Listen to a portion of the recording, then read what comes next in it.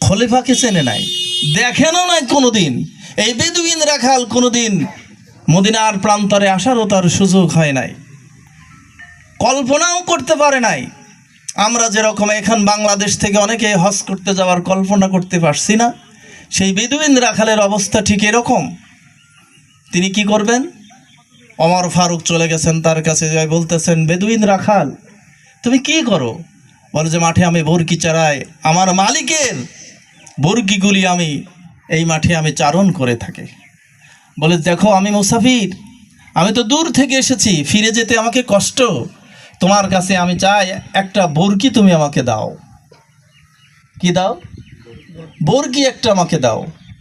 বেদুইন রাখাল বলতেছে দেখুন আমি তো মালিক না, আমি চাকর, তো চাকর হয়ে মালিকের সম্পদ আমি আপনাকে দেই কিভাবে? আমি দিতে পারবো না। আমিরুল মুমিনিন বলতেছেন বেদুইন রাখাল তুমি কি গল্প শোনাও আমাকে? তোমার মালিক কোথায় আর তুমি কোথায়? হাজার হাজার বরকি তুমি চারণ ভূমিতে নিয়েছো, প্রতিদিন কি গুনে দেয়? একটা বরকি আমাকে দিয়ে দাও, আমি খুব কষ্টে আছি, আমার দরকারি একটা বরকি দিতেই হবে আমাকে। বেদুইন রাখাল বলতেছে যে আমার আমিরুল মুমিনের আইন কি জানেন? মালিককে না বলে যদি চুরি করা হয় তাহলে চুরির দায়ে হাত কাটা যাবে। শুধু কি তাই, অর্ধ পৃথিবীর খলিফা ওমর এটা যদি জানে তাহলে আমার কল্লাও যেতে পারে। আমি মালিকের অর্ডার পাই নেই, আর এই চুরির কাজ করতে পারবো না। তুমি আমাকে বিভ্রান্ত করো না, তোমার পথে যাও।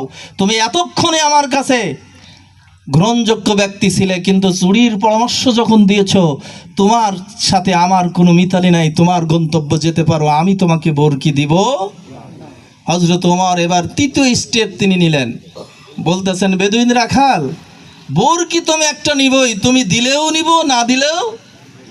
কথা বুঝতেছেন যে তুমি একটা বরকি আমাকে দিলেও নিব না দিলেও। বেদুইন রাখাল বলতেছে তোমার সাথে শক্তি তো আমি পারবো না, তুমি জোর করে নিতে পারবে, ঠিক আছে। তুমি কি জানো হযরত ওমর জানবে না, আমি বলবো না, আমার মালিককে ফাঁকি দিব না, তুমি আমার থেকে জোর করে নিবা। উপরে আমার রব আছেন, তিনি দেখবেন। যেই দিন ওই রবের কাছে যাবে তুমি, ওই দিন আমি মুক্তি পাবো, আমার রব তোমাকে যথাযথ ব্যবস্থা নেবে। আর এই রব আমার সাথে আছে। আমার মালিকের সম্পদ রক্ষার জন্য আমি বেদুইন রাখাল, যতক্ষণ আমার বডিতে এক ফোঁটা রক্ত আছে আমি তোমাকে বরকি দিতে পারবো।